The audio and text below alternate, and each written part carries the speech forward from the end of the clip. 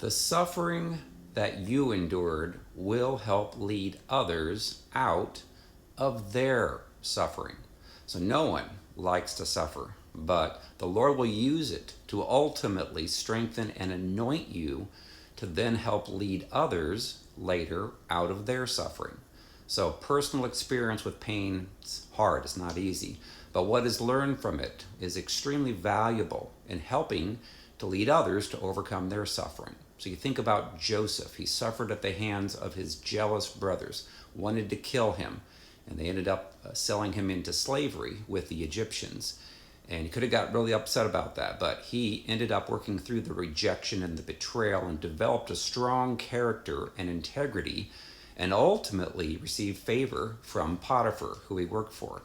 Unfortunately, Potiphar's wife ended up wanting to have sex with him. Well, he did what was right. He ran from her and did exactly what God wanted. Well, where did that get him? Ultimately, Potiphar's wife lied and accused him of wanting sex with her. So he was thrown into prison for, it was at least 2 years. Some people say it was 12 or 13 years. So he could have gotten really mad and angry at God, but he didn't.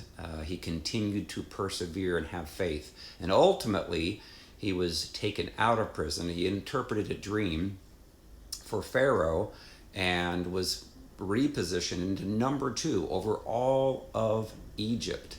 And he ended up helping millions of people through a famine, that lasted like 7 years. So can you imagine that? And then ultimately his brothers came back to receive some food and resources, and ultimately he was able to forgive them, and then they ended up coming back together. So ultimately understand that the suffering that you're having to go through, when you're able to forgive those who hurt you, when you're able to repent for things maybe that you've done, then the experiences that you've gone through will be very beneficial for you. So let's say that maybe you were in a marriage with a person that was extremely abusive to you and treated you horribly, and you went through that, and it was awful to go through that, and then ultimately could have led to then divorce. Well, then you might have learned from that how spouses that treat people that way have demonic spirits. They have strongholds, and they need to be healed of their wounds and be delivered. And then you end up helping maybe hundreds of people, thousands of people, around the world. So understand that it's extremely valuable to go through that stuff, even though nobody likes to. Of course not. Nobody wants to have to go through stuff that's going to treat them, people that are going to treat them horribly, and it's going to cost you to suffer. So think about that in the Bible, that in Matthew chapter 5, verse 11 through 12, it says, "Blessed are you when they revel and persecute you and say all kinds of evil against you falsely for my sake. Rejoice, be exceedingly glad."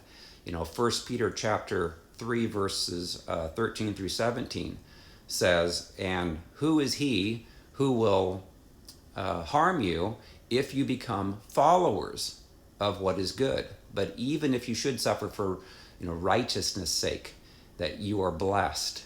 And so understand that the Lord will use all of the hurts and the wounds, and you can then help others to overcome their hurts and their wounds. Maybe you had an abusive father, abusive mother, and you were able to forgive, and you can help others to forgive and explain that, hey, they were that way because they got hurt and they got wounded. All right, so I have a book called Freedom from Soul Wounds and Demons. It's available on Amazon, paperback, Kindle, and Audible, helping thousands of people around the world to get healed from their hurts and their wounds and to be delivered from the demonic strongholds. That book's also available in Spanish. And if you're interested in a personal session of healing and deliverance with me, you can go out to our website, restored2tofreedom.com. Click on Contact Me and submit the form, or you can call 317-459-7091. Thanks.